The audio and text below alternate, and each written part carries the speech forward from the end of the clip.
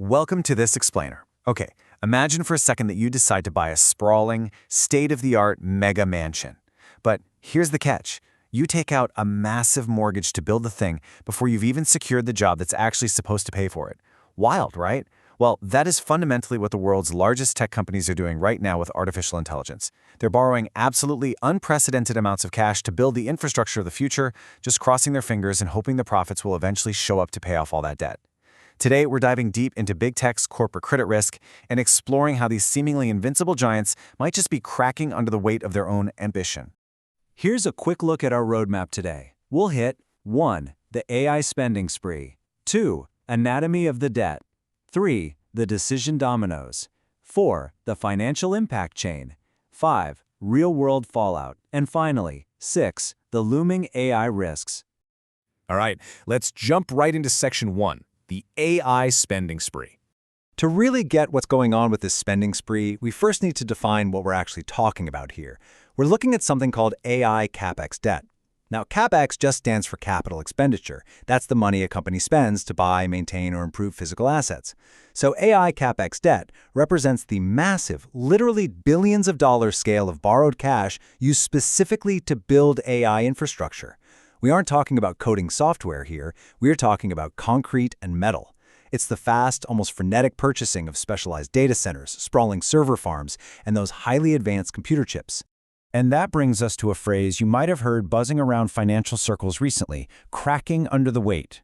You know, big tech companies are historically famous for having bottomless pits of cash, but right now, their financial health and their pristine corporate credit ratings are facing severe pressure.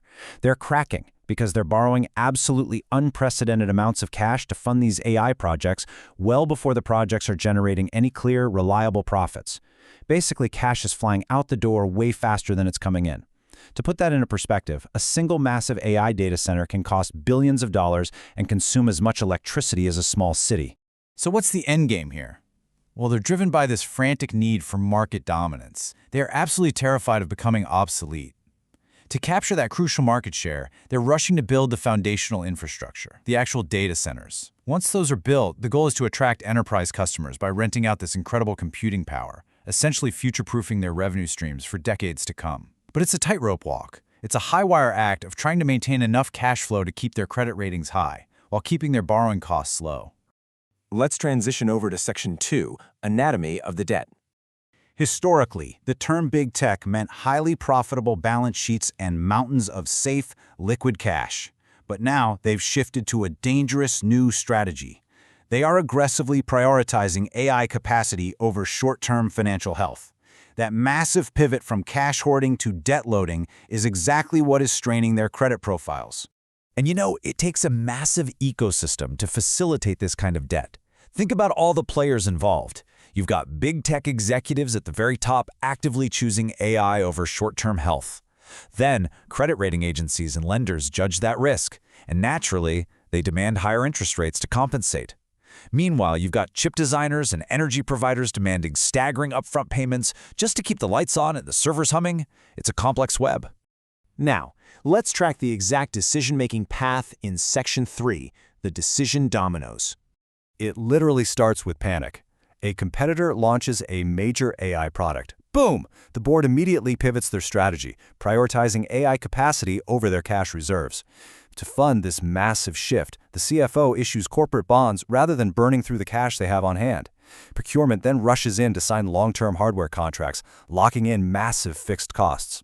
And ultimately, credit agencies review these unprecedented new debt loads, and the downgrade warnings inevitably begin.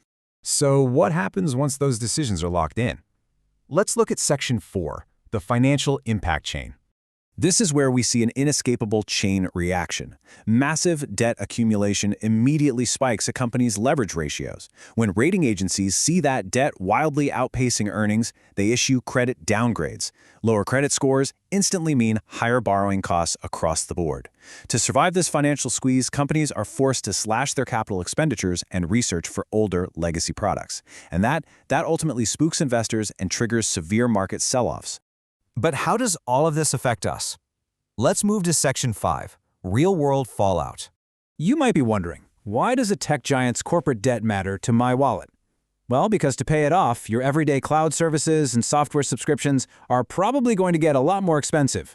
Meanwhile, because all their available cash is tied up in AI, innovation and updates for your traditional devices will noticeably slow down. This squeeze also hurts smaller startups, as banks tighten lending terms across the entire sector. Add in violent supply chain disruptions when big tech suddenly hits the brakes on spending, and a complete shift in investor focus from user growth to hard profits, yeah, the whole economy feels the ripple effect. As we wrap up, we have to look at the structural limitations in Section 6, the looming AI risks. These giants are taking massive gambles on overcapacity, building wildly expensive real estate that might just sit completely unused. Worse, rapid hardware obsolescence means the billions they borrow today might pay for advanced chips that become incredibly expensive bricks in just 3 years. Add in the very real threat of sudden regulatory interruptions and skyrocketing interest rates making that debt impossible to refinance, and the entire foundation starts to look incredibly shaky. Which brings us to the ultimate limitation, known as the revenue shortfall risk. There is absolutely no guarantee that consumers and businesses will actually buy enough AI services to cover the cost of the debt used to build them. So I leave you with this question to think about. Will our appetite for artificial intelligence actually match the billions in debt these companies have taken on?